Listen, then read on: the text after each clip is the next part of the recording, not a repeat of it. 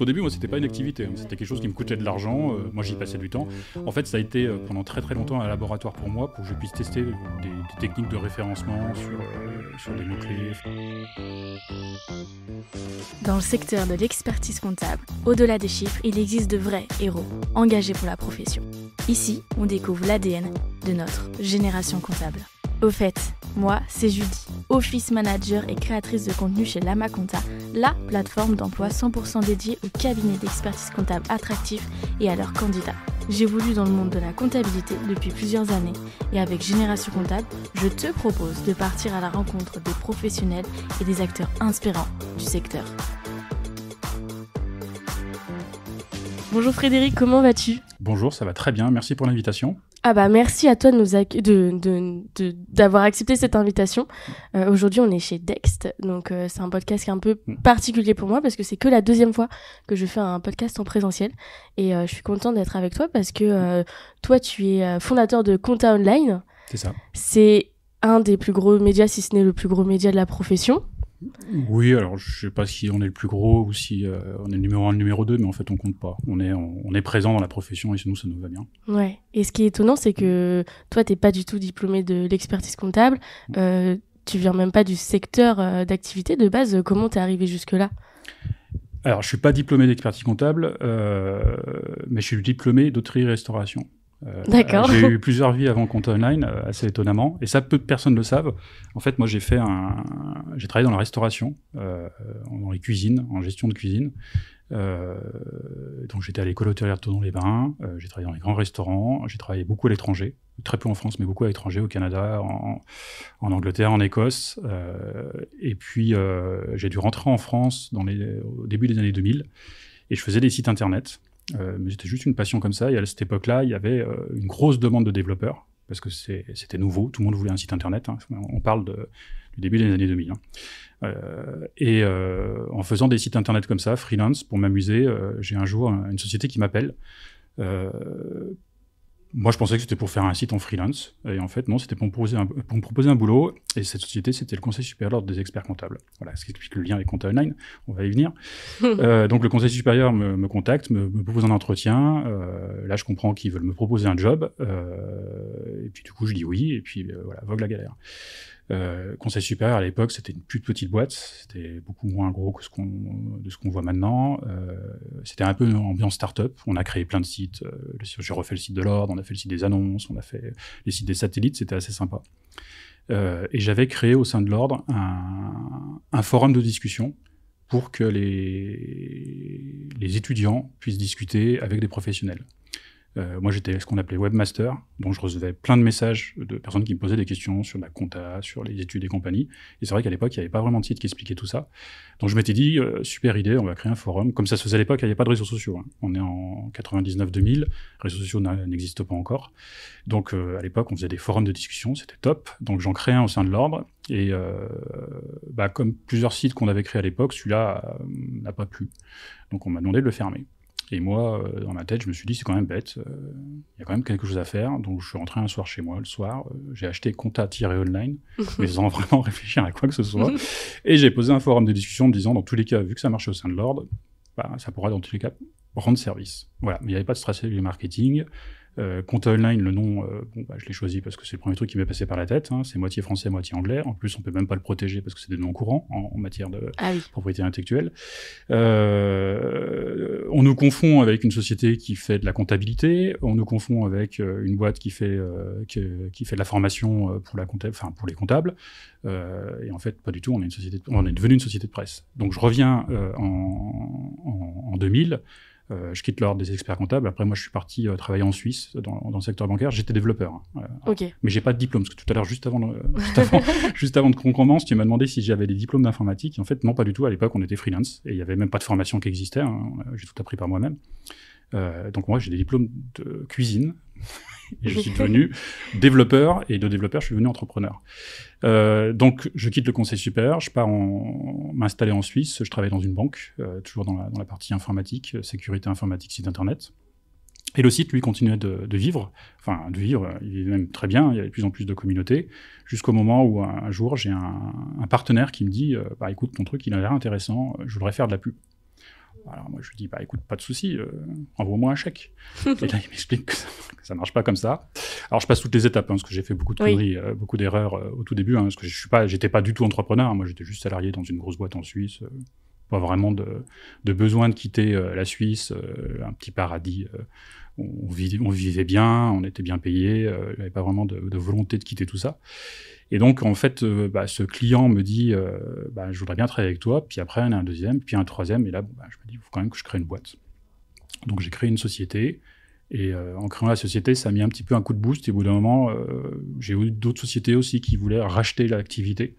Et là, je me suis dit qu'en fait, ces lignes de code qui étaient pour moi dans un disque dur, parce que c'était plus ou moins ça, hein. Moi, Content9, il est dans mon sac. Hein. C'est un disque dur qui est là, tout est dedans.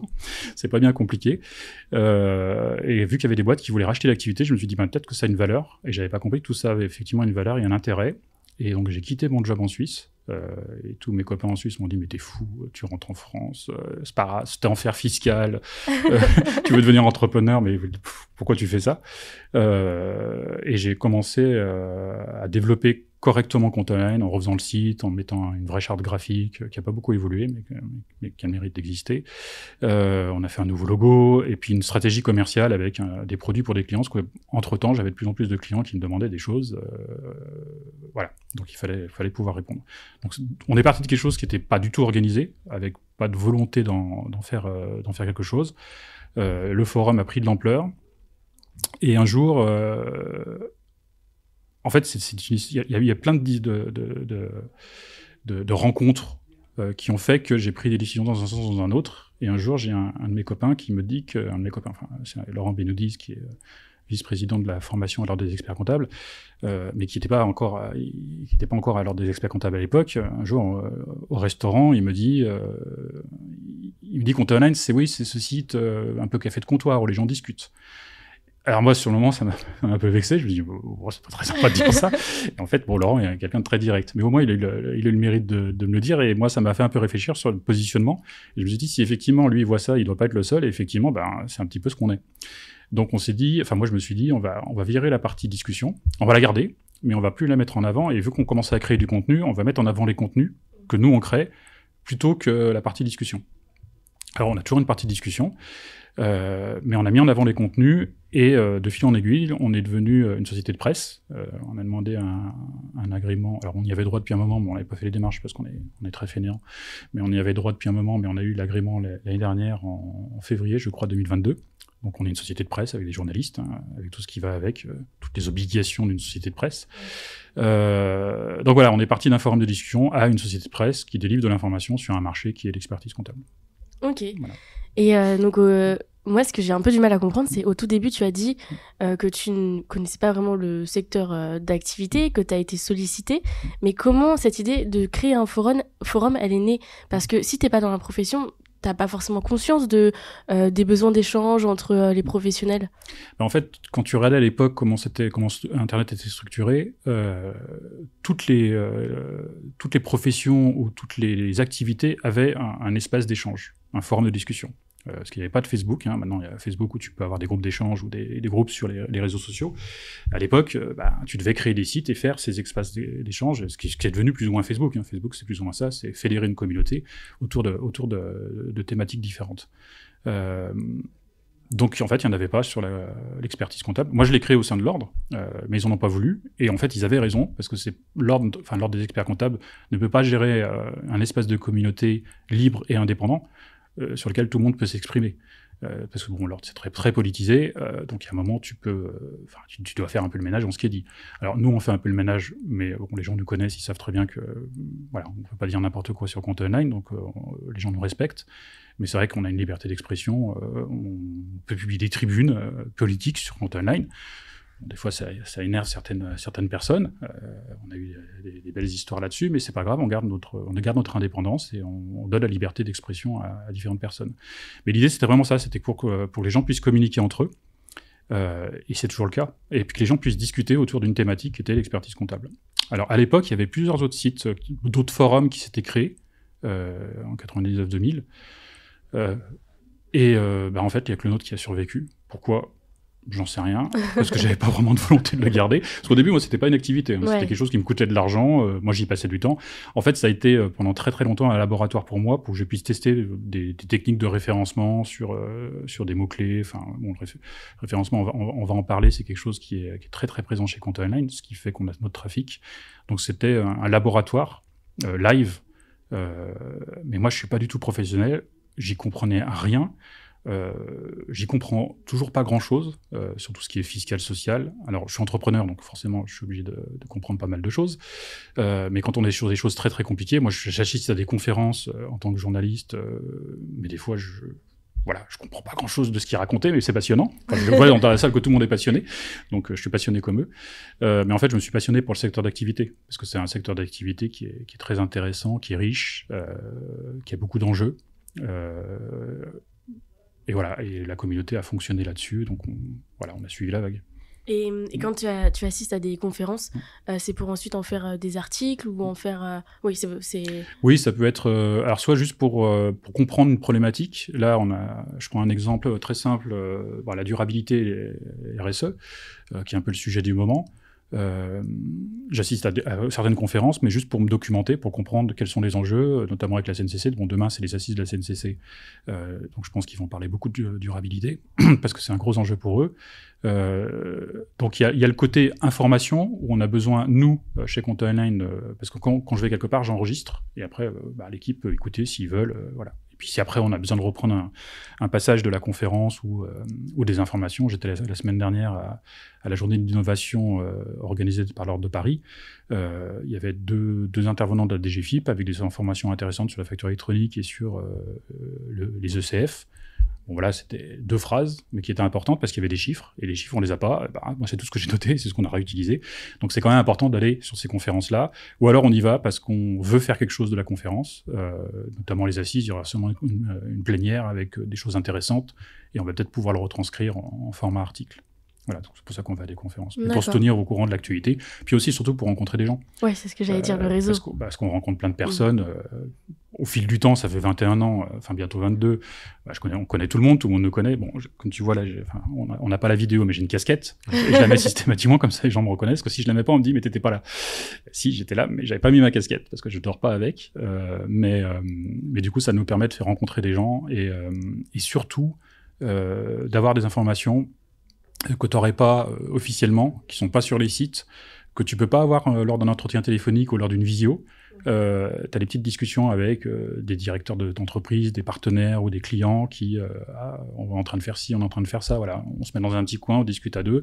Et du coup, nous, ça nous donne pas mal d'informations en off, parce qu'on a beaucoup d'informations en off qu'on publie forcément, sur ce qui est en train de se passer, et puis savoir comment se positionnent les partenaires, parce qu'on travaille un peu avec tous les partenaires de la profession. Ouais. Ça, c'est business model, on va sûrement y revenir un peu après. Donc voilà, donc c'est ça l'intérêt d'aller à les conférences, donc je me déplace pas mal. Moi, je dis comme toujours, j'ai un super métier, je suis toujours en train de me promener, donc soit je suis invité au restaurant, soit je vais dans des conférences. J'ai pas d'horaire défini, mais sans stress, il y a pas de... J'ai pas d'impératif à me retrouver à tel endroit. J'y vais parce que j'ai envie d'y aller, parce qu'on a décidé qu'on voulait y aller, parce que c'était intéressant.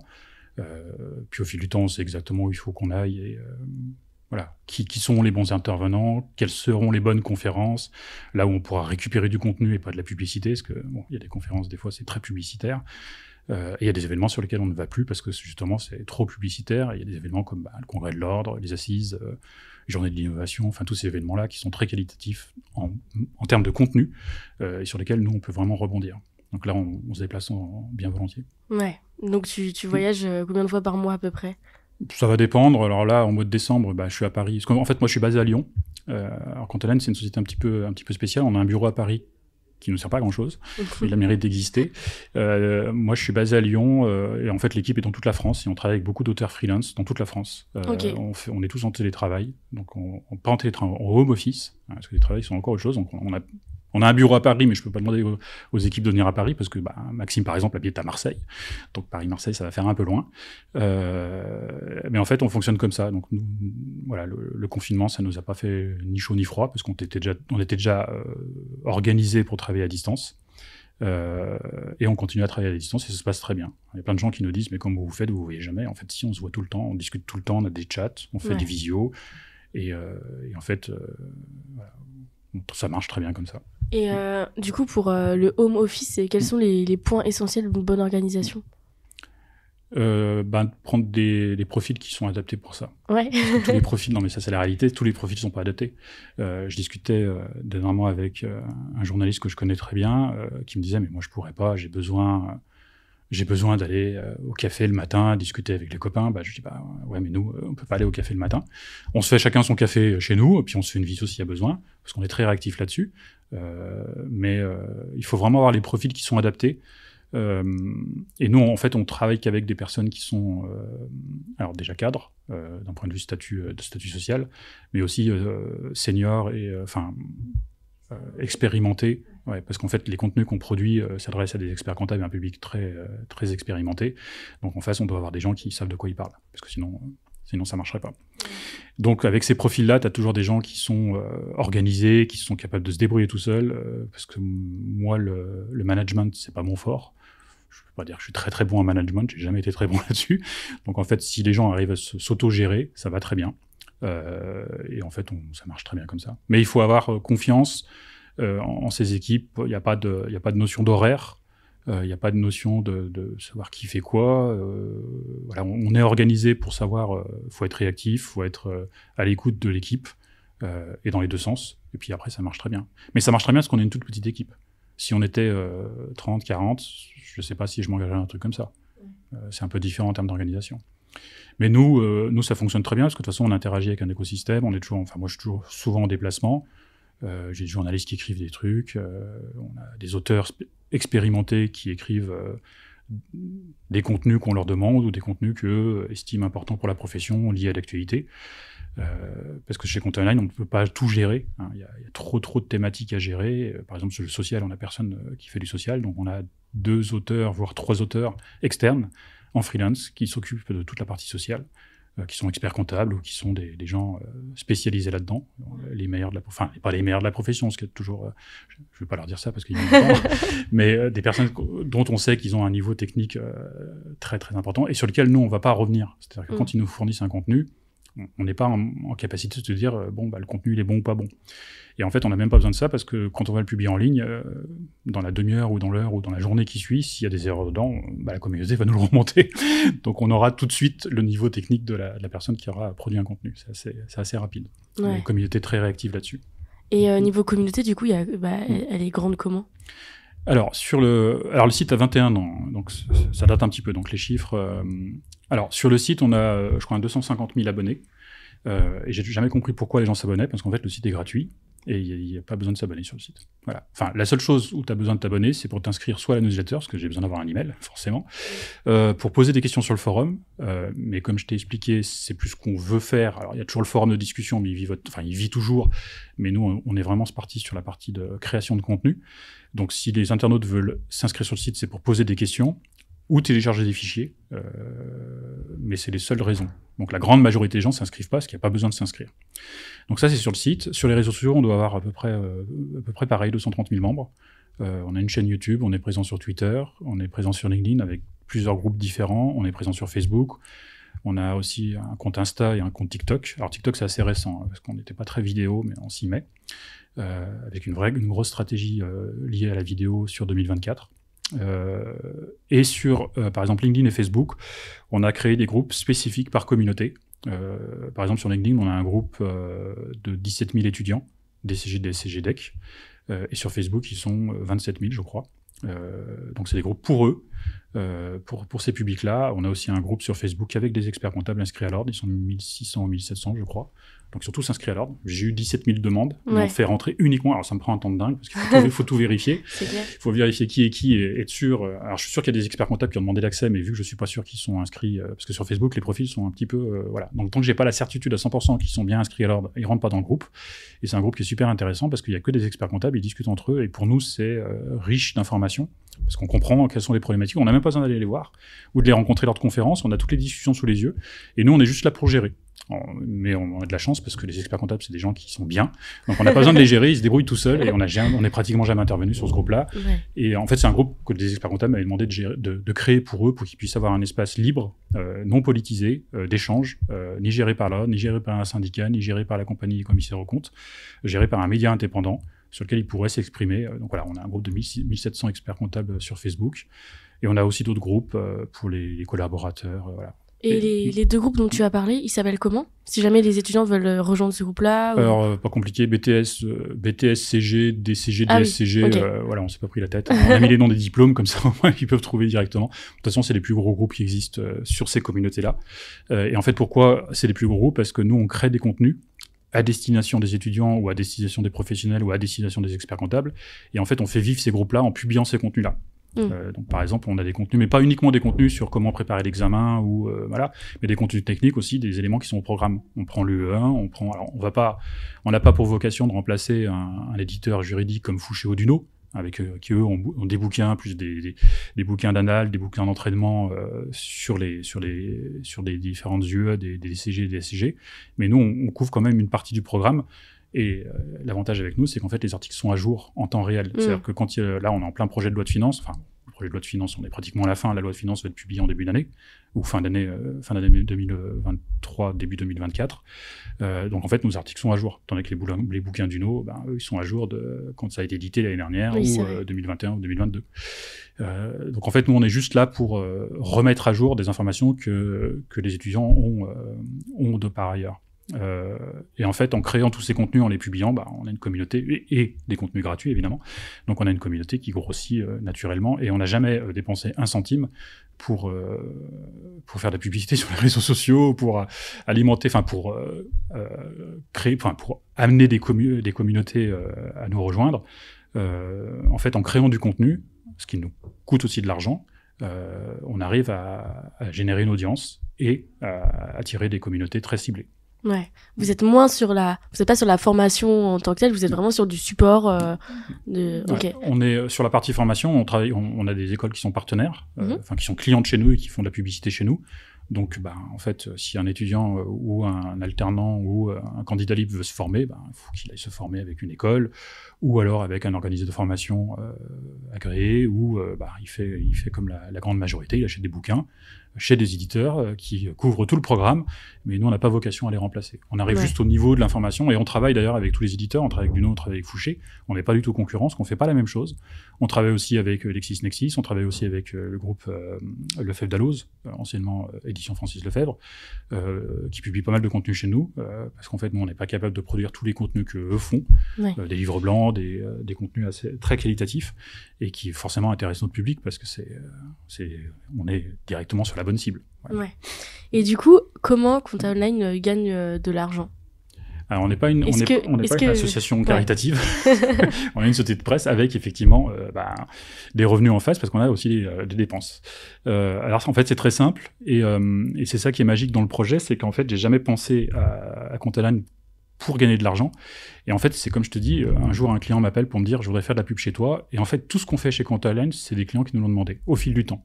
Alors il y a pas mal de choses qui nous ont demandé qu'on a refusé, il y a pas mal de choses qu'on nous a demandé, qu'on a essayé, puis qu'on s'est rendu compte que ça marchait pas.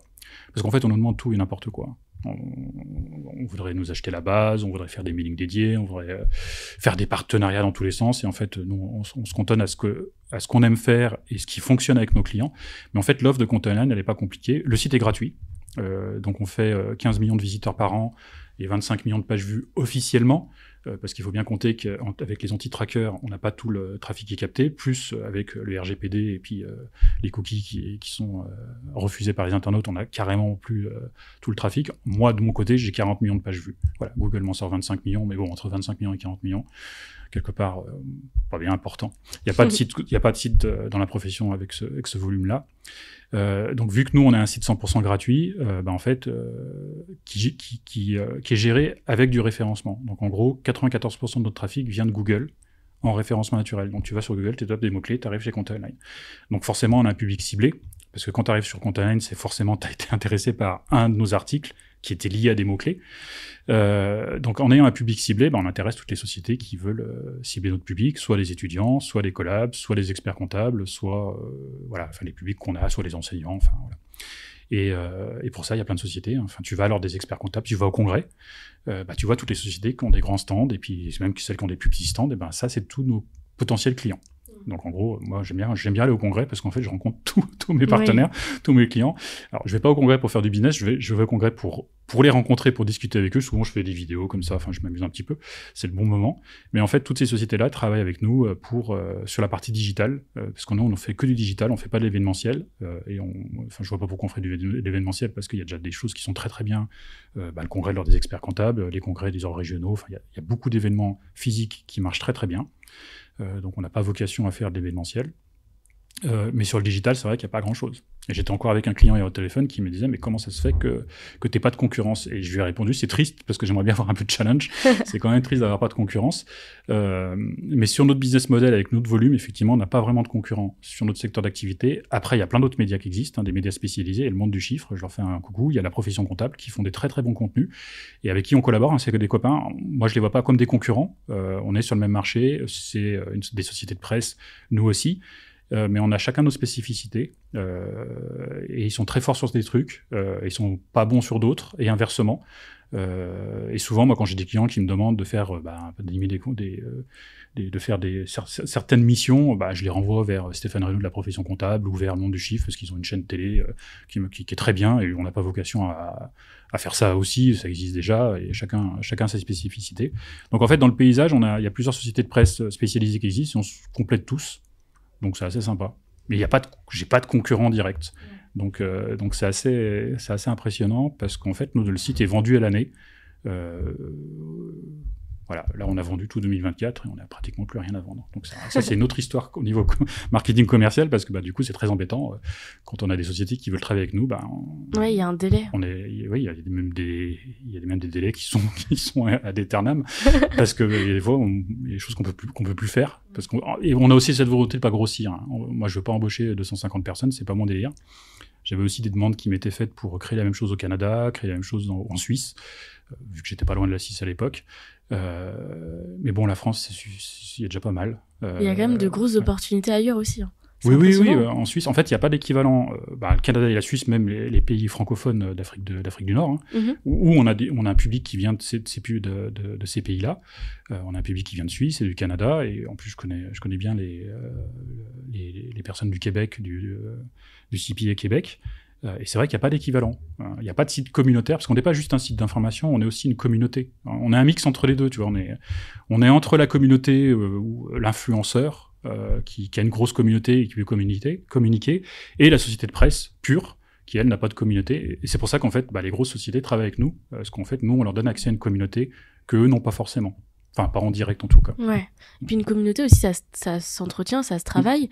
Mais j'ai l'impression, depuis tout ce que tu dis depuis le début, que tout vient d'un besoin et de questionnement. Et du coup, vous étiez là, les premiers, pour répondre à ces questions-là. Ouais. Et en fait, on a toujours écouté la communauté. Ouais. À la base, dès le début, alors un peu moins maintenant, parce que quand tu es une société de presse, tu as quand même des obligations, tu peux pas faire n'importe quoi. Parce que on a un agrément du ministère de la Culture, donc faut faut travailler intelligemment. Mais à la base, quand on a créé le site, c'est vraiment la communauté parce que moi, j'y connaissais rien. Donc c'est la communauté qui me disait, tiens, il faudrait qu'on fasse ci, on a lancé plein d'idées. Ce qui est resté, c'est ce qu'on a actuellement. Mais à la base, on écoute beaucoup la communauté à l'époque sur le forum, parce que c'était le moyen de communiquer avec eux. Et là, maintenant, lors des conférences, lors des rencontres avec des partenaires, lors des échanges qu'on a comme dans un podcast, moi, je récupère des infos dans tous les sens. Et c'est des petits marqueurs qui me permettent de me dire on est dans le bon sens, on n'est pas dans le bon sens, parce que ça bouge beaucoup. Si je regarde en 21 ans, 22 ans bientôt, moi, j'ai créé un forum de discussion, on a une société de presse, mais le gap est... ça peut paraître... C'est rapide comme ça, mais c'est pas du tout la même chose. Il y a eu des étapes, des échecs, des succès. Quelles sont les grandes étapes, du coup, que vous avez vécues ? La première étape, c'est le 13 février 2003, la création du site. Et puis, c'était l'anniversaire de mon papa. Donc, mais c'est complètement en circonstance. Hein. J'ai déposé le nom de domaine ce jour-là parce que c'était le jour où je suis rentré énervé parce que je me suis dit il faut que je crée ce truc-là et puis ça s'est tombé ce jour-là. Donc, 13 février 2003, création du site. Après, je crois bien qu'en 2010, j'ai créé la première société qui portait le projet. Mais moi, j'étais encore salarié, donc c'était pas mon activité principale. Donc là, c'est plus ou moins le démarrage de faire quelque chose de sérieux. Alors avant, c'était quand même quelque chose de sérieux, mais c'était vraiment pas, on n'avait pas de volonté de développer. Là, en 2010, vraiment, on se dit comment on va développer tout ça, même si ça s'est fait dans le temps, parce qu'au début, on était vraiment sur c'était très artisanal. Hein. Et l'année dernière, 2022, l'agrément du ministère de la Culture, comme quoi on est une société de presse, même si on y avait droit depuis 2-3 ans, de ce qu'il nous avait dit, mais on n'avait pas fait les démarches. Et en fait, on s'est appuyé sur notre expert comptable, on s'appuie beaucoup sur notre expert comptable, que je remercie, hein, parce que c'est lui qui nous guide surtout. Et c'est lui qui nous a aidés dans les démarches, qu'on aurait pu faire nous-mêmes, mais on a tellement de boulot qu'on ne s'en était pas occupé. Et puis on n'y voyait pas vraiment l'intérêt. Alors, il n'y a pas vraiment d'intérêt financier à être une société de presse, mais bon, par principe, c'était sympa. C'était plus pour le panache, c'est marrant. Et puis de toute façon, on avait des journalistes avec des cartes de presse qui travaillaient chez nous, donc c'était un peu logique qu'on ait ce statut-là. Et là, c'est vraiment voilà, là on se dit, bon, on est une société de presse, on fait partie du paysage. Et à partir de ce moment-là, moi, je reçois des dizaines de communiqués de presse par jour, on est inondé de messages, des annonces. Et donc ça, c'est ce que j'avais pas prévu, parce que tout ça, il faut le gérer, et c'est pas forcément super intéressant. Mais voilà, c'est les grandes étapes. La création de la société qui démarre l'activité sérieuse, en se disant, tiens, on va développer l'activité, on laisse pas juste vivoter le site, et après la société de presse qui nous donne le statut avec même si on était invité, moi j'étais considéré comme presse depuis des années. Ouais, depuis le début, en soi. J'avais des badges presse, enfin c'est sympa de faire partie de la presse, hein, t'es invité partout, on te sollicite, alors tu fais beaucoup de bénévolat, hein, t'es pas toujours payé pour tout ce que tu fais, mais ça fait partie du jeu, mais sinon ouais, c'est assez sympa. Ouais. Ok, et du coup, tout à l'heure, tu parlais de référencement.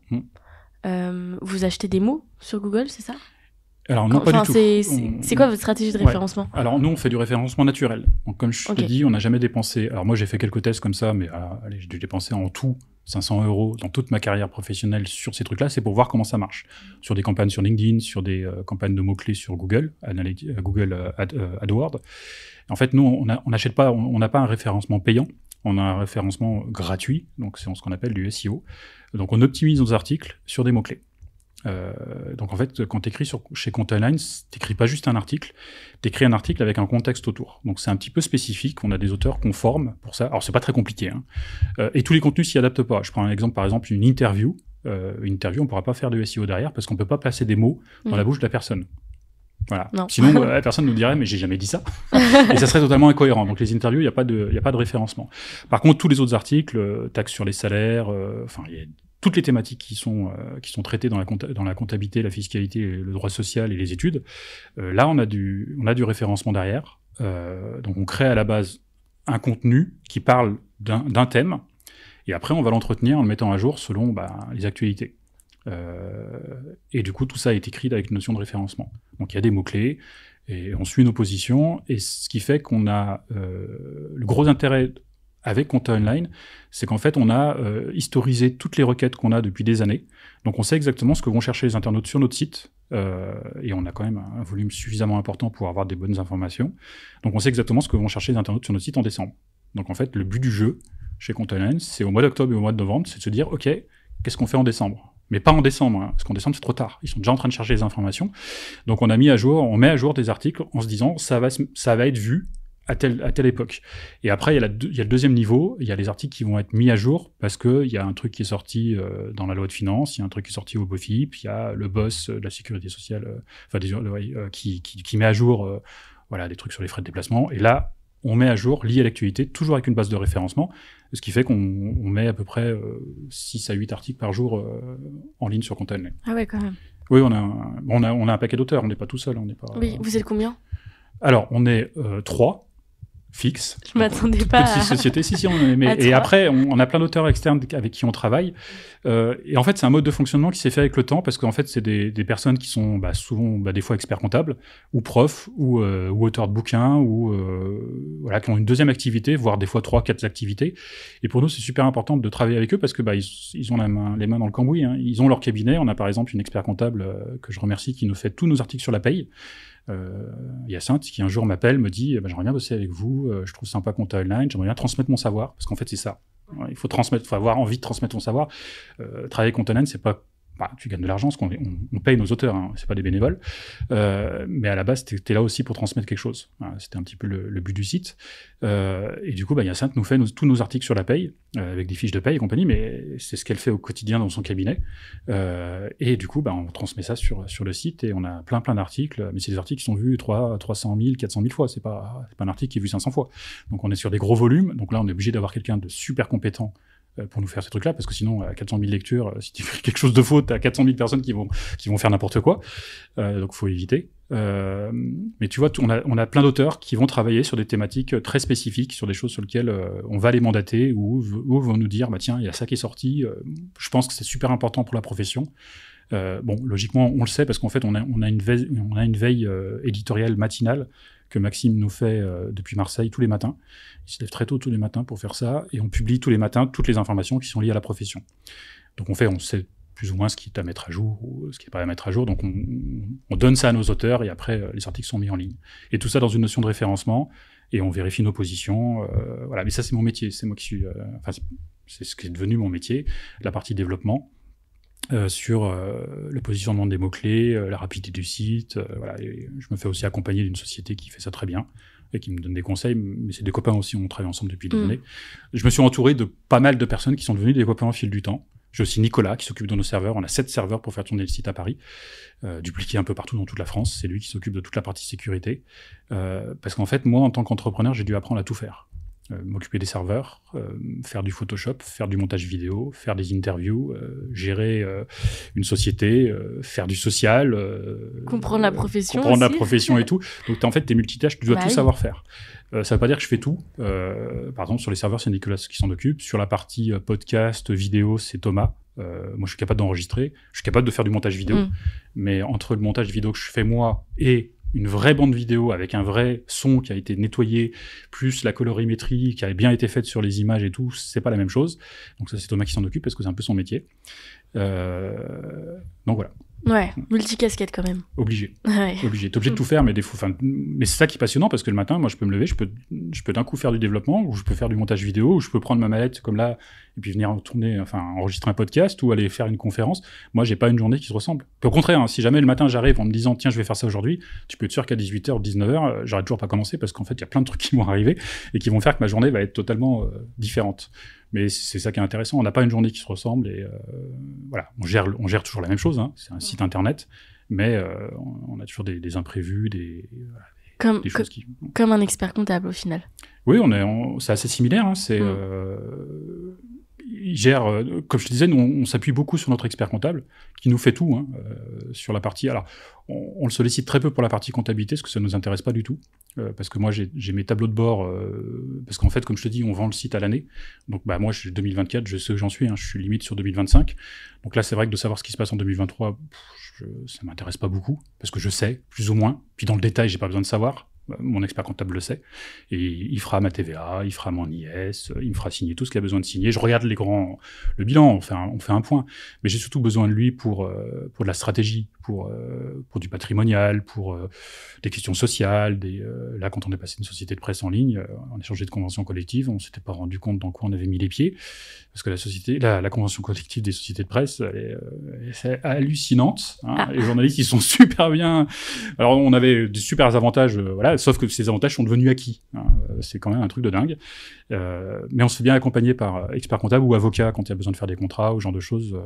On fait attention, pas partir sur des choses qu'on maîtrise pas. En fait, en gros, moi, si c'est sur Internet, c'est un milieu que je maîtrise complètement, donc j'ai peu de choses à apprendre d'acteurs externes. Par contre, tout ce qui est juridique, social, comptable et compagnie, alors là, moi, je prends aucune décision. Même des fois des trucs tout bêtes. Hein. On pose la question. Tu vois, on fait du sponsoring, on fait du mécénat. On le dit pas beaucoup, mais on en fait. Mais avant de le faire, pour être sûr que ça rentre bien dans les cases et qu'on n'est pas en train de faire n'importe quoi, je demande quand même, plutôt que d'arriver après avec « Ah bah tiens, on avait fait ça l'année dernière, on t'avait pas dit, mais t'avais pas le droit. » Parce que des fois, les règles sont pas très très claires. Hein. Même si on écrit tous ces articles sur Compta Online, entre lire un article sur Compta Online et puis le transposer à ta société, des fois, c'est pas si évident. Donc là, nos conseils, aussi bien experts comptables qu'avocats, sont super utiles. Ouais. Et quelle est l'offre du coup de Compta Online? Enfin, comment en fait, nous, on vend de la publicité sous 2 formats principaux. C'est soit des bannières publicitaires que tu vois sur le site, qui se voient pas beaucoup parce qu'en fait, c'est que des partenaires de la profession.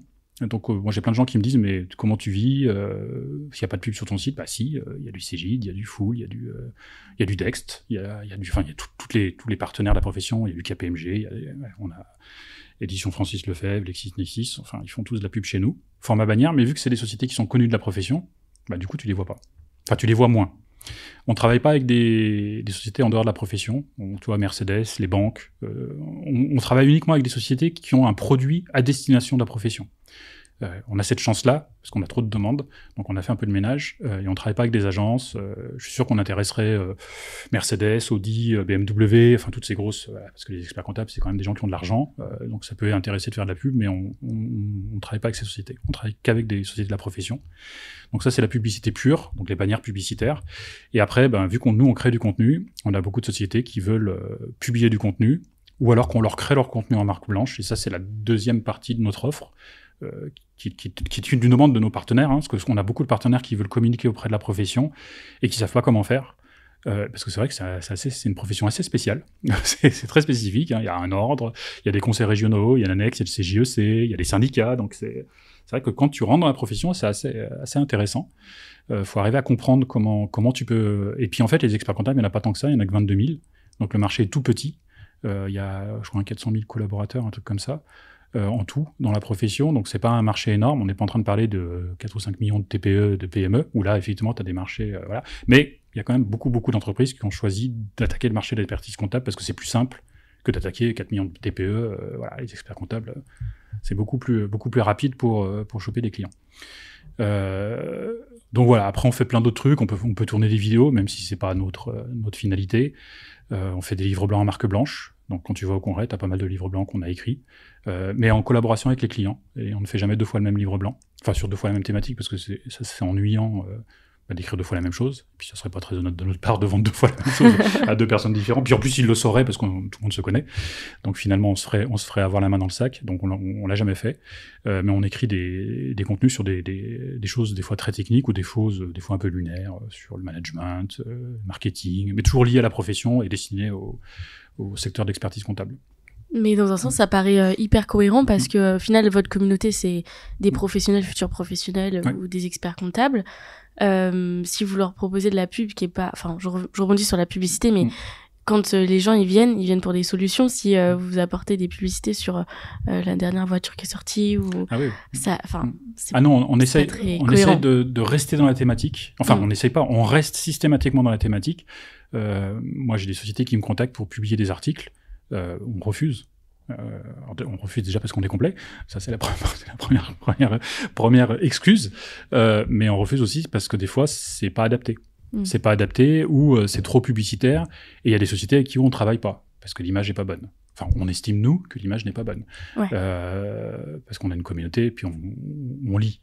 On est capable de comprendre. Donc, on essaie toujours de travailler avec des sociétés qui sont bienveillantes. Et il y en a plein. Et il y en a plein qui vont dans le bon sens. Alors, il y en a plein qui sont aussi critiqués, mais on les connaît, nous, très très bien depuis des années. Donc on connaît les stratégies, on connaît les fonctionnements, on sait quels sont comment ils interagissent avec la profession. Donc on travaille avec ces boîtes-là. Et puis ça marche très bien. On travaille avec des boîtes depuis 15 ans maintenant. Voilà. Ouais. Sans aucun souci. Et du coup, si 2024 c'est déjà complet, comment on peut s'offrir les services de Compta Online Alors ça, c'est la grosse question. C'est en fait, si on a un afflux de trafic, comme je te dis, nous on fait du référencement. Donc en fait, si tu veux, là maintenant, je vends du vent. Parce que l'année prochaine, je sais pas ce que j'aurai comme trafic. Je peux pas le définir. C'est comme si tu me dis, je vais prendre des vacances au mois de juin, et en juin, on est d'accord, il y a du soleil.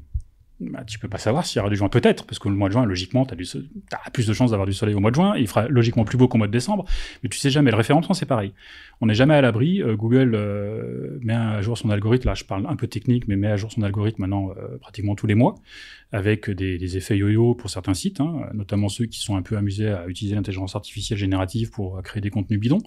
Donc là, il y a eu un gros ménage qui a été fait en octobre-novembre, donc il y a des sites qui ont plongé. Nous, on a interdit à nos auteurs d'utiliser ça. ChatGPT et compagnie. On utilise nous ChatGPT, on pourra y revenir après sur plein de choses, mais certainement pas pour écrire des articles parce que franchement, c'est pas encore au niveau. Ça y viendra, mais on n'en est pas encore là. Mais si j'ai plus de trafic en 2024, j'aurai plus de place sur le site. Mais pour l'instant, je me cantonne à ce que je suis quasiment sûr, en sachant que je suis jamais sûr parce que on peut prendre un effet bord de l'algorithme en janvier qui fait que je perds 80% de mon trafic et là. Bah, on n'a jamais eu le cas, donc je sais pas, mais ça peut arriver. Hein. Moi, je connais des boîtes qui ont plongé en référencement, donc qui ont plongé dans leur business model, qui ont à peu près le même business model que nous. Et vu que le trafic a plongé, bah, vu que tu n'as plus de trafic, tu peux plus le monétiser, et là, tu es très très embêté. Parce qu'un site, tu le monétises si tu as plus d'1 million de visiteurs par mois. Au-dessus d'1 million, c'est rentable. En dessous, c'est très compliqué. Enfin, c'est mon expérience à moi. Donc, vu que nous, on fait entre 1,5 et 1,7, 1,8, des fois 2 millions de visiteurs, on a une boîte rentable. Donc, on peut continuer à faire ce qu'on fait sans forcément tout faire payer. Et voilà, on est assez serein là-dessus. Mais effectivement, sur 2024, après, on a plein d'autres projets que nous, on veut mettre en place. Et 2024, enfin, si on regarde tout ce qu'on a envie de faire, je sais pas comment on va faire, parce que moi, je bosse quand même 6 jours par semaine, des fois même 7.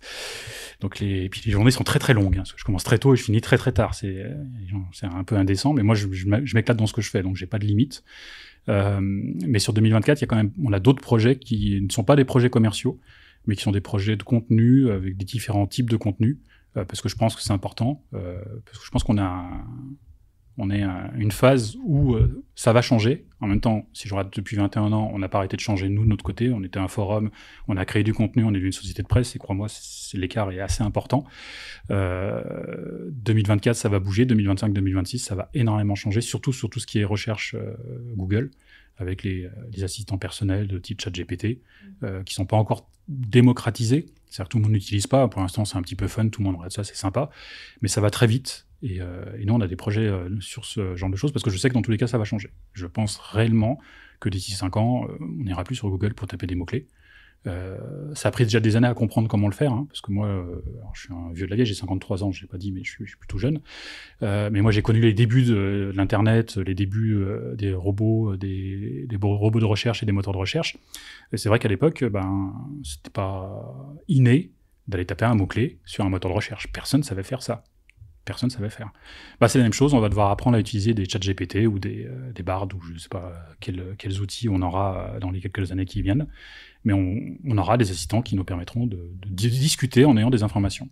Pour l'instant, on n'y est pas, mais on y arrive très très rapidement. Et moi, j'ai dit à toute mon équipe que dans tous les cas, il faut qu'on prenne ce virage-là, sinon, moi, j'aurais plus besoin d'auteurs dans quelques années. Pour créer du contenu, on aura besoin de créer du contenu, parce que l'IA, il faut quand même la nourrir.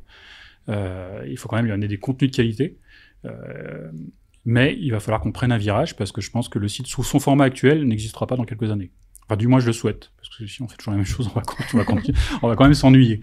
Et justement, on est à un point où ça va beaucoup bouger, et on est en train de travailler sur des projets pour l'année prochaine. Est-ce que tu peux nous teaser un peu sur ces projets ? Tout simplement, on va créer on essaye de créer un robot conversationnel sur notre site. Mais c'est pas juste un petit robot que tu as en bas à droite avec l'assistant qui s'ouvre, je peux vous aider. Non, c'est pas ça. Ça, c'est pas l'idée. Ça serait sympa, mais franchement, ça servira à rien. Pour moi, le but, à terme, si tout ça fonctionne, et c'est pas moi qui le fais, hein. Moi, j'ai une boîte qui s'en occupe, parce que là, moi, je suis développeur, mais je suis pas data analyst, et je suis pas data scientist non plus. C'est un métier différent. Donc, on a une boîte qui est en train de travailler avec nous sur ça. On est en train de tester, on est en bêta test. Mais l'idée, à terme, c'est d'arriver sur Content Online et que tu as un champ conversationnel, et que tu discutes avec Content Online, enfin, je ne sais pas si on l'appellera Content Online, basé sur notre base de connaissances qu'on a sur le site. Parce qu'on a quand même une base de données qui est quand même importante, qui est à jour. Alors, pas toutes, mais ça peut être l'idée. Alors, on aurait, à mon avis, d'un côté, un contenu pour que l'internaute puisse continuer à... Parce qu'en fait, tout le monde ne va pas prendre le virage de l'IA. Il y aura des gens, surtout de ma génération, qui auront toujours besoin de lire quelque chose et pas de discuter avec un outil ou avec une IA générative. Et on aura aussi un champ conversationnel pour aller plus loin dans la discussion, parce que souvent, c'est des questions techniques. Et là, ça peut être super intéressant pour les internautes. Mais là, pour l'instant, c'est vraiment expérimental. Je suis pas sûr que notre base de données soit suffisamment importante pour être correctement utilisée dans ce cadre-là. Quand je vois des sociétés qui font ça actuellement, alors évidemment, c'est très simple, hein, ils vont faire des bêta-tests ils prennent une question dont ils savent qu'il y a la réponse. Évidemment, tout est beau, tout est rose, sauf qu'on n'a pas toutes les réponses sur Content-Online et on n'a pas traité tous les contenus. On en a pas mal, on en a même beaucoup. Et surtout, on sait quels sont les bons contenus. Parce moi j'ai 2 millions de pages référencées dans Google, donc c'est pas rien. Ouais. Mais sur les 2 millions, il y en a juste 13 000 qui sont intéressantes. Et à part Google et moi, il n'y a personne qui le sait. Donc le but, c'est d'entraîner vraiment une IA sur ces bases-là. En le disant ça en vire, ça en garde. Voilà, en fait, on peut pas utiliser un chat GPT. Il y a des outils maintenant qui permettent d'entraîner une IA. Voilà, voilà. Mais on veut notre outil développé nous-mêmes sur notre site avec nos données, avec pas de problème de confidentialité. En même temps, toutes nos données sont publiques, hein, elles sont sur Internet, donc on n'a pas de souci. Hein, n'importe qui peut piquer nos données. Mais si tu sais pas si la donnée est bonne ou n'est pas bonne, je suis persuadé qu'il y a des sociétés, et j'en connais d'ailleurs, qui ont scrappé. Ce qu'on appelle scraper, c'est récupérer toutes les données de notre site. Qui ont récupéré toutes les données de notre site pour en faire un soi-disant robot. Là, je leur souhaite bon courage, parce que sur Content, il y a quand même pas mal de trucs qui veulent rien dire. Et moi, je sais lesquels sont bons, parce que c'est du référencement. Ouais. En fait, Google me le dit, hein, il m'envoie du trafic là. Enfin, c'est pas Google qui me le dit, c'est les internautes. Les internautes vont sur Google, viennent sur mon site. Si jamais la réponse n'est pas bonne, retourne sur Google, Google déclasse ma page. Donc ça veut dire que le contenu n'est pas bon. C'est très simple, c'est comme ça que ça marche depuis des années. Donc moi, je sais ce qui est bon sur Content-Online et on va entraîner une IA là-dessus. On verra en 2024 si on met ça en place, si ça vaut le coup. Mais ça se trouve, on dépense de l'argent pour rien, mais au moins on aura essayé. On aura essayé de faire ce truc-là. Déjà, aujourd'hui, j'ai l'impression que Content-Online, c'est un peu le Wikipédia de la comptabilité. Mais avec ce que tu dis, j'ai l'impression que ça va devenir le moteur de recherche de la comptabilité. Si à l'avenir, on pourrait discuter avec un robot en lui posant directement la question, enfin, c'est ce qui nous attend. Hein. On aura tous... alors là, j'invente rien. Hein, c'est ce que disent tous les analystes de l'IA. Ils te disent qu'actuellement, l'IA, elle est intéressante, mais elle est pas complète. C'est-à-dire qu'il y a beaucoup d'erreurs. Mais dans 2-3 ans, 5 ans pour les plus pessimistes, on ne pourra plus remettre en question une discussion avec une IA. L'IA sera 100 fois meilleure que nous. Donc il faut absolument qu'on puisse, nous, utiliser ça. Ouais. Mais une IA, il faut la nourrir. Il faut lui donner du contexte. Et surtout avec les mises à jour, parce qu'en France, on a un contexte social, fiscal. Alors comptable, ça va, ça bouge pas trop. Et là, on prend l'exemple de la durabilité. Tout ce qu'ils sont en train de mettre en place avec les audits de durabilité, là, il y a les assises de la CNCC demain, c'est un des thèmes principaux. Là, c'est pareil, l'IA, elle va pas t'inventer tout ça. Parce que même les mecs qui sont en train de mettre ça en place, ils savent pas trop comment ça va être mis en place. Ils sont vraiment à tâtons, en train de se dire, on va faire de l'extra-financier. C'est beau de le dire, c'est bien, RSE, on va sauver le monde. Mais techniquement, on fait ça comment ? Comment tu vas définir que ta société, elle pollue pas, c'est qui tes prestataires, comment ils font, enfin, c'est pas si simple que ça, enfin, j'invente pas le truc, hein, je te répète ce que j'ai entendu. Et là, c'est pareil, une IA va pas t'inventer ce truc-là. Tant que les humains n'auront pas mis ça en place, on aura toujours besoin d'humains pour créer les normes, pour les mettre en place, et après, une IA sera capable de le comprendre et de le mettre en place. Donc, on aura toujours besoin, nous, de personnes chez Content-Online pour disséquer l'information et la donner à une IA. Alors ça sera à mon avis plus sous un format d'article où tu arrives sur Content, tu as le logo, tu as le titre, la photo et le texte en dessous. Et je pense qu'à terme, ça sera un robot conversationnel où tu viendras poser des questions ou sur une appli ou je sais pas, on verra. On verra comment ça évolue. Mais il y a plein de sociétés qui peuvent faire ça très bien. Tu regardes le Fevdalloz, LexisNexis, ils le font déjà.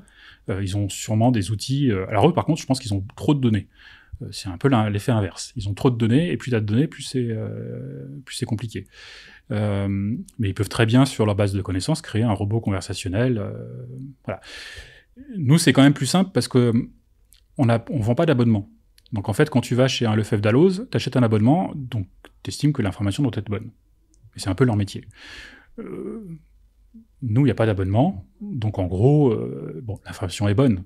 Il peut y avoir des erreurs, mais j'ai pas ce besoin de me dire que dans tous les cas, on doit être juste à 100% sur tout. Parce que de toute façon, on n'est pas structuré pour.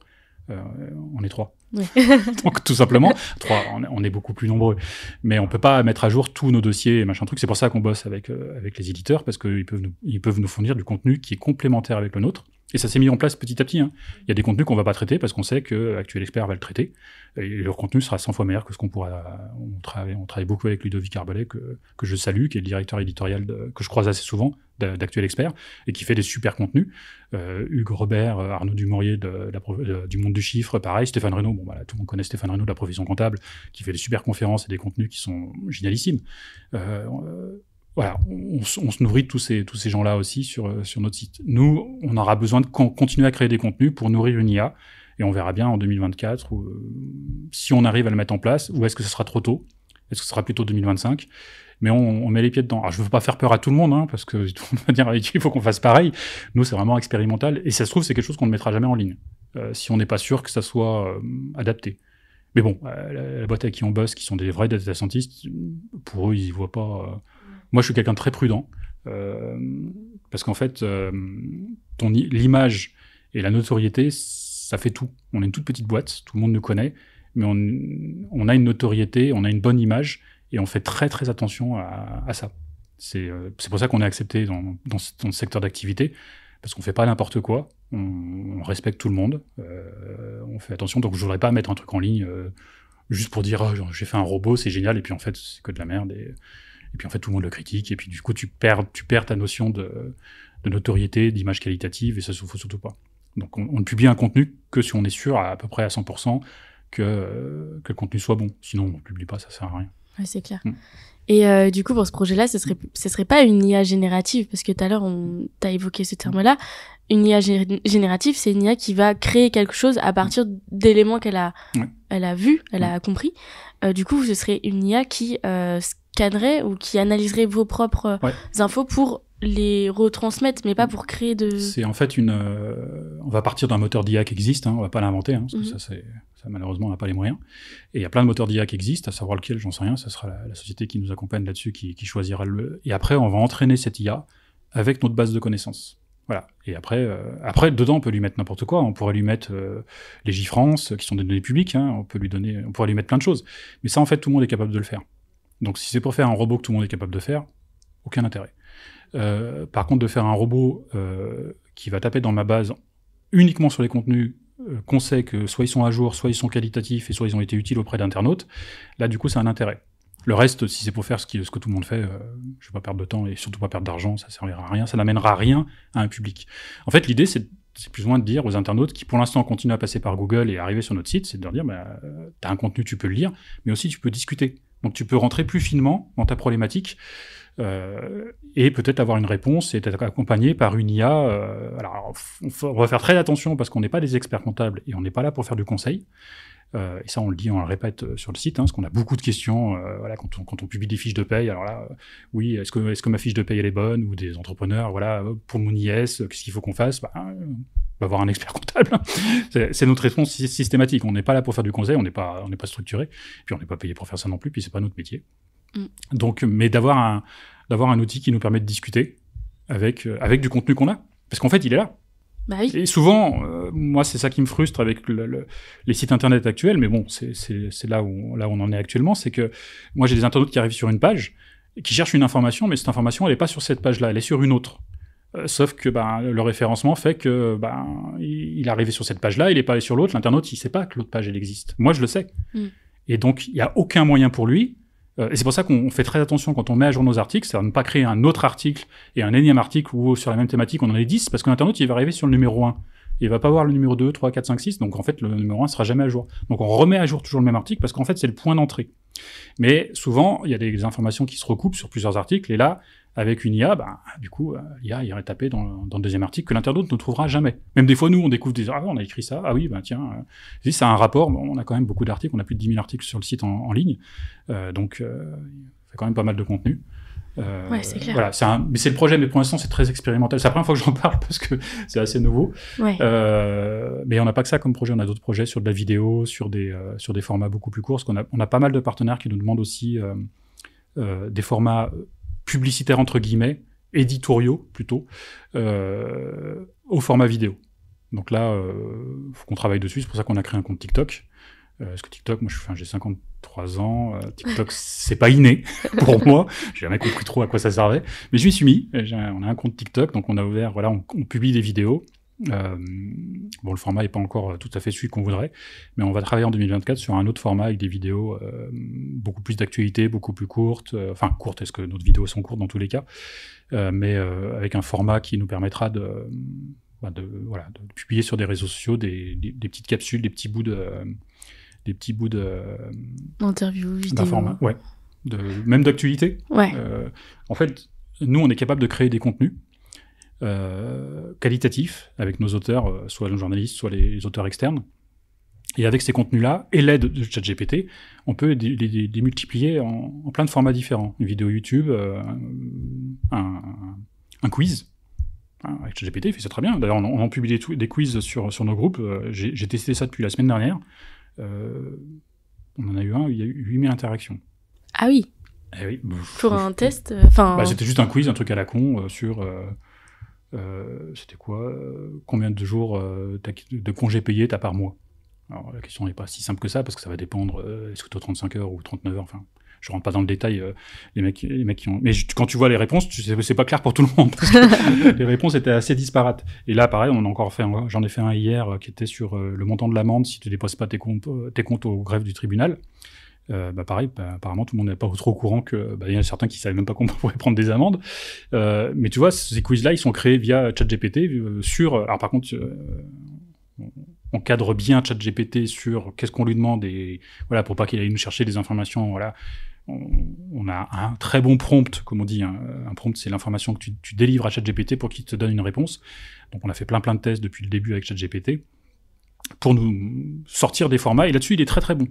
Si tu lui dis, prends-moi cet article-là et je veux un texte pour une vidéo d'1 minute sur YouTube avec tel format, tel machin, ça c'est le public et toi tu agis en tant que tel, et tu fais des trucs, moi j'envoie le prompt, je fais autre chose, je reviens, je fais mon copier-coller, je passe à autre chose. On gagne un temps phénoménal. Ouais. Par contre, il ne crée pas le contenu. Et puis il faut toujours que ça soit relu. Oui. Parce qu'il a tendance à, cour de cassation, cour des droits de l'homme, pour lui c'est une cour, c'est la même chose.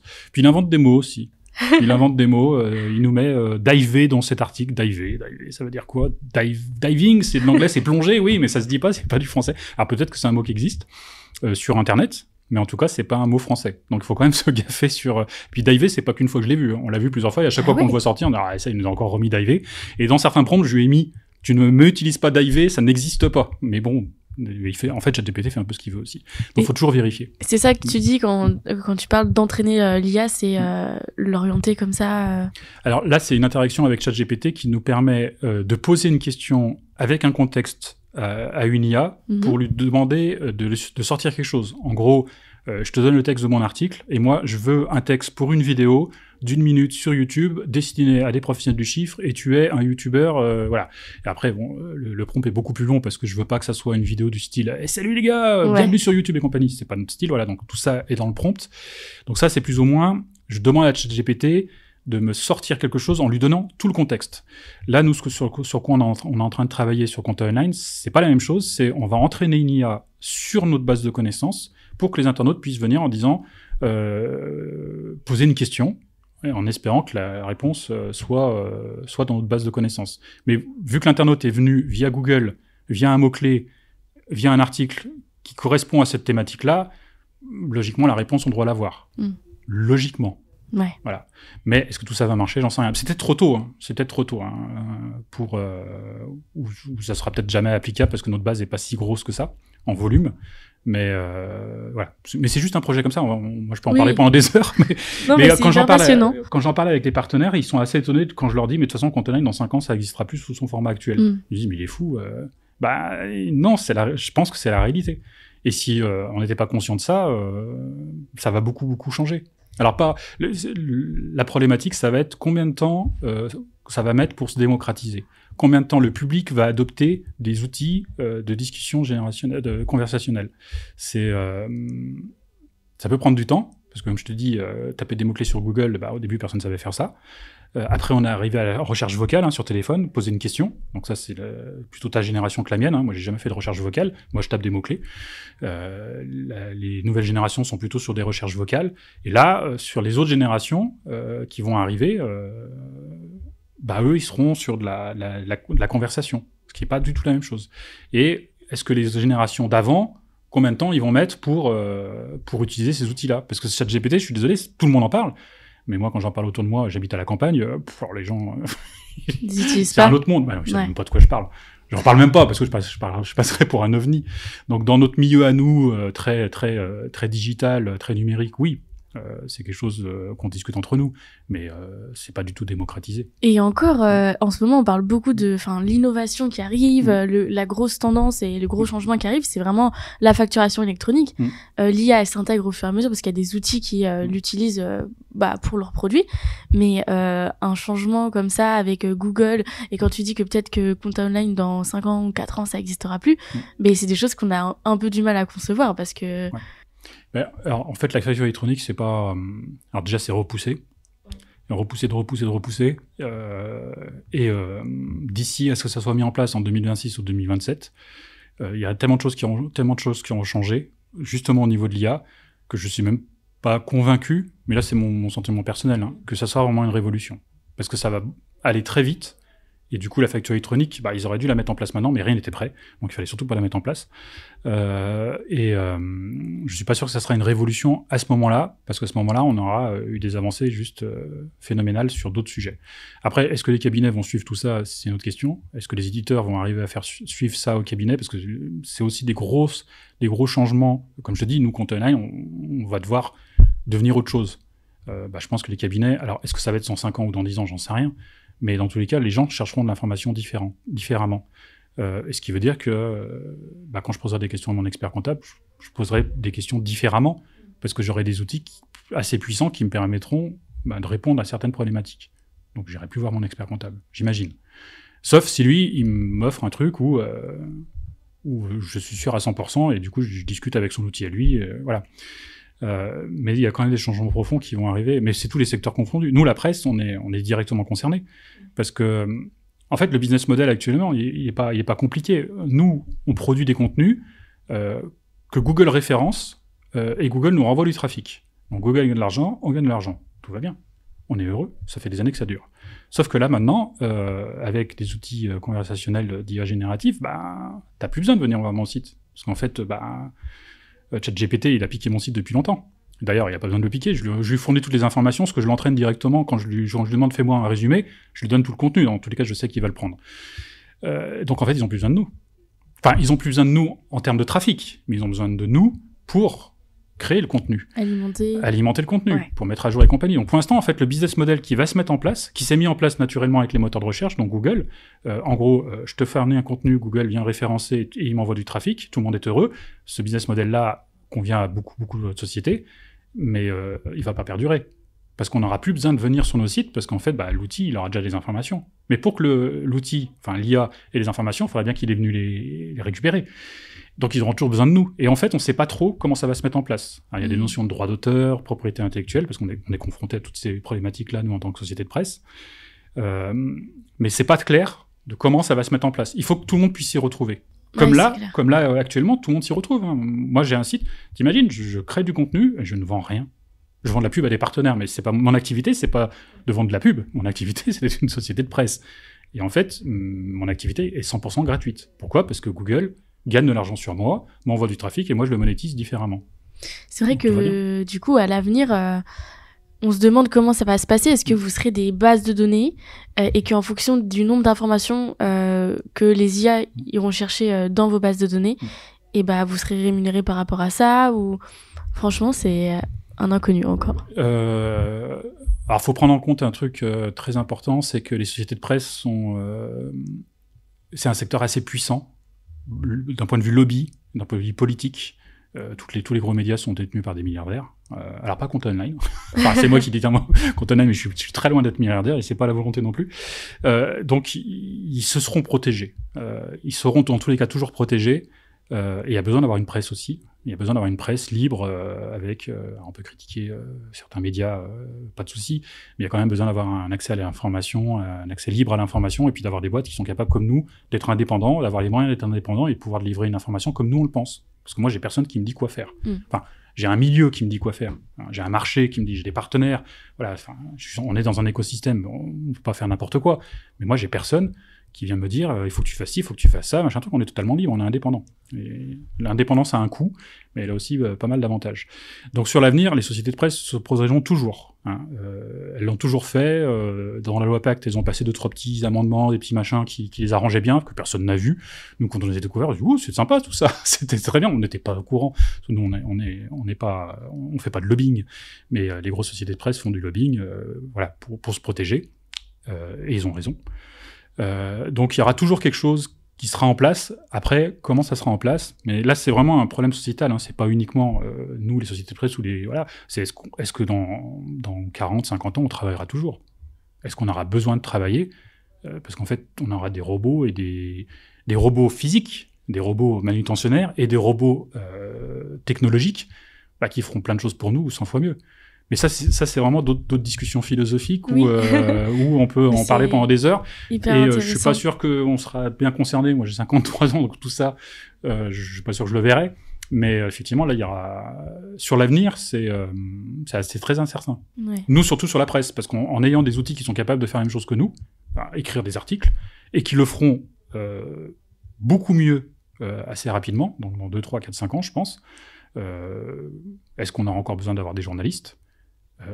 Quelque part non pour créer le contenu, mais quelque part oui, parce qu'il faut quand même quelqu'un qui ait un jugement.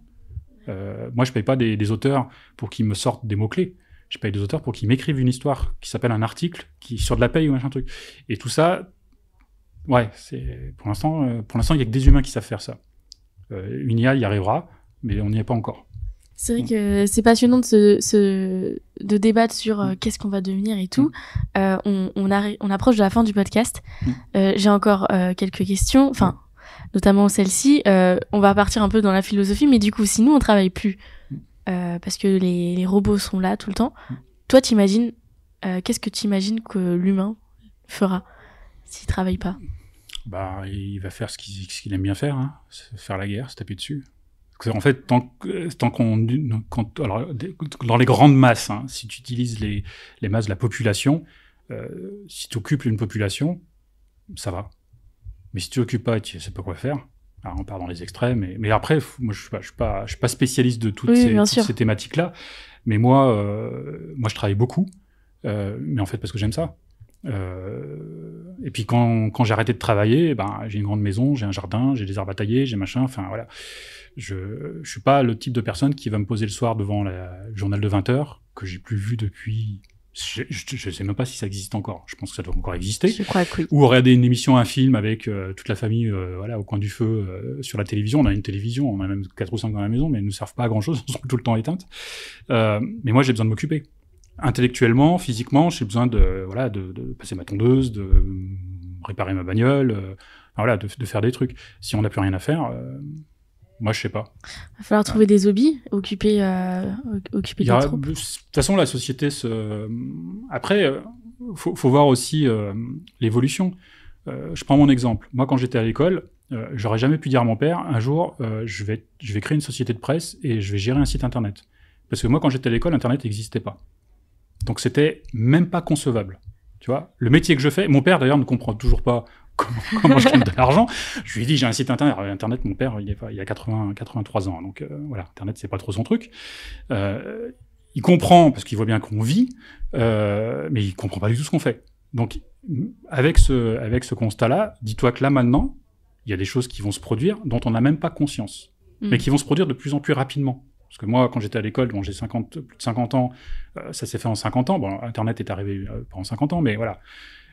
Mais ça va être de plus en plus rapide. Donc, je me pose pas trop de questions parce qu'en fait, il y aura des nouvelles technologies, des nouveaux modes de vie qu'on n'a même pas idée. on ira peut-être coloniser Mars parce que l'IA sera capable, on vivra peut-être 200 ans parce qu'on aura des IA qui seront capables de nous soigner, voilà, on aura un robot qui nous dira, bah tiens, avant d'avoir un cancer, nous dira attention, là, ça déconne un petit peu, alors que là maintenant, bah, une fois que tu t'as chopé un cancer, bah, c'est trop tard, t'es en phase 3, et là, personne te l'a dit.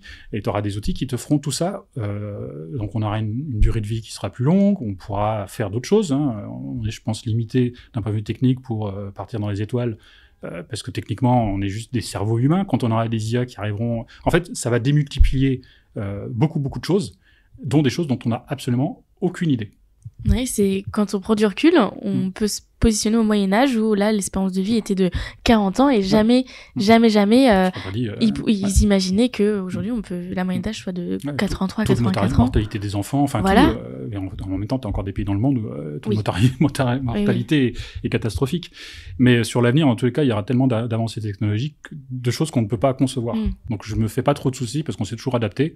Après, il faut pas que ça parte dans les extrêmes parce que quand tu vois l'actualité, je suis très peu l'actualité parce que ça me déprime. Donc, je regarde très peu ce qui se passe. Puis je vis à la campagne, on est dans un petit écosystème, on est tranquille, dans un petit village. Voilà, donc on est un petit peu dans une bulle. Mais oui, on évoluera au fil du temps. Voilà. Moi, ma retraite, je sais pas le jour où je prends ma retraite, si je dois prendre ma retraite, parce que je sais pas ce que je vais faire et j'ai pas envie de déprimer. J'aurais besoin de m'occuper, je pourrais faire plein de choses, hein. Je pourrais faire du consulting, là-dessus, il y a pas de souci. Très bien. Merci pour toutes ces réponses, pour tout cet échange. On arrive à la fin du podcast. Oui. Tu ne vas pas échapper à notre fameuse question. Ah, il y avait des questions. Si tu étais un compte comptable, lequel serais-tu ? Dans le plan comptable Dans le plan général. comptable. Alors, je te rappelle que tu parles à un non-comptable. Alors là, je vais faire référence à mes notions de comptabilité que j'ai eues en BTS hôtellerie-restauration.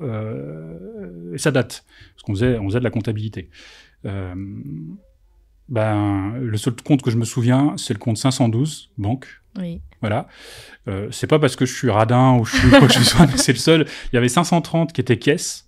Et je sais pas pourquoi, parce qu'on faisait des écritures comptables, enfin, en BTS, on apprenait à faire un petit peu de comptabilité, voilà, parce que quand t'es en BTS, t'apprends à gérer un hôtel et un restaurant, donc t'apprends des bases.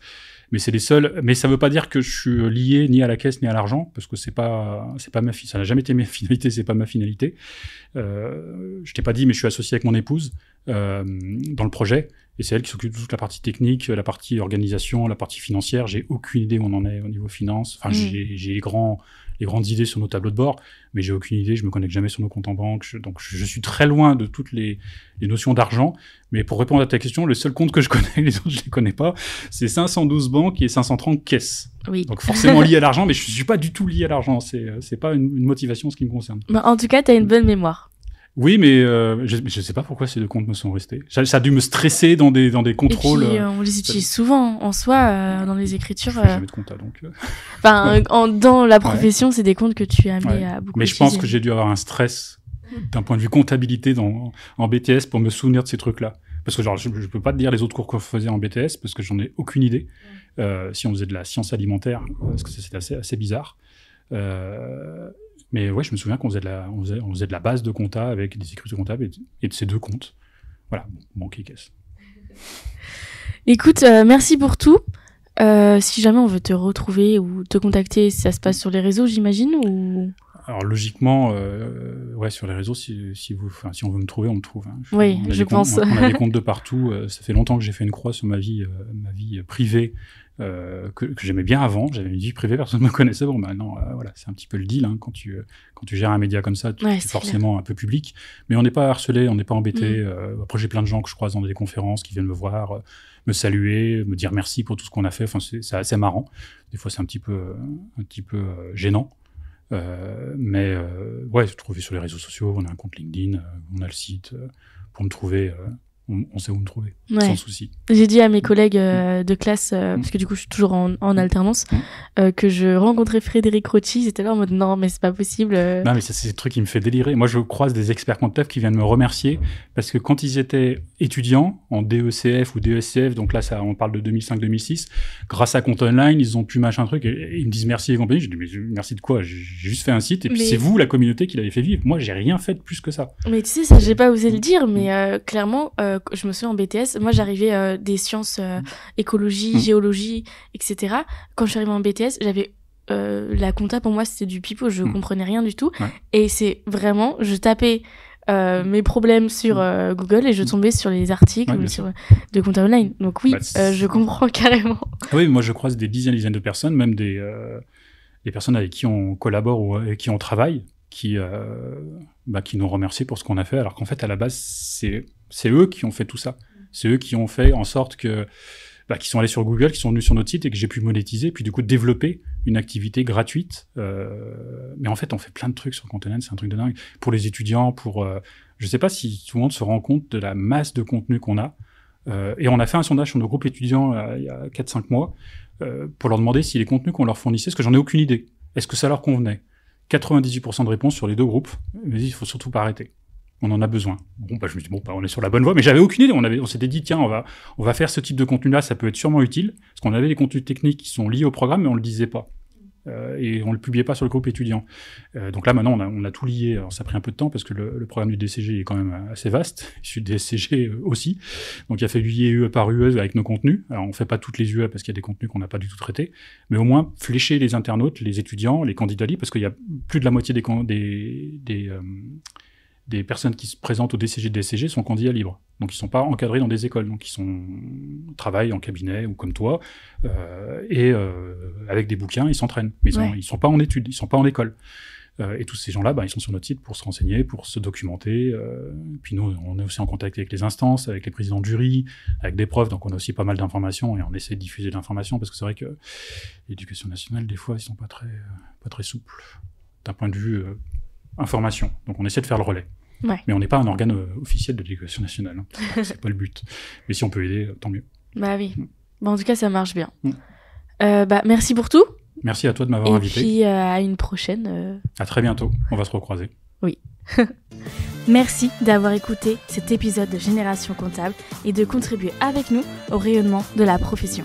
Si tu as aimé ce podcast, n'hésite pas à le faire savoir. Like, partage, abonne-toi. Chaque like est un réel carburant nous permettant d'aller plus loin et de rencontrer d'autres professionnels engagés et inspirants. D'ailleurs, si tu cherches un job en cabinet d'expertise comptable, rendez-vous sur lamaconta.co pour saisir les meilleures opportunités. Ton cabinet cherche à recruter? Contacte-nous pour créer ta page employeur et capter des candidatures dès aujourd'hui. Allez, à bientôt sur Génération Comptable.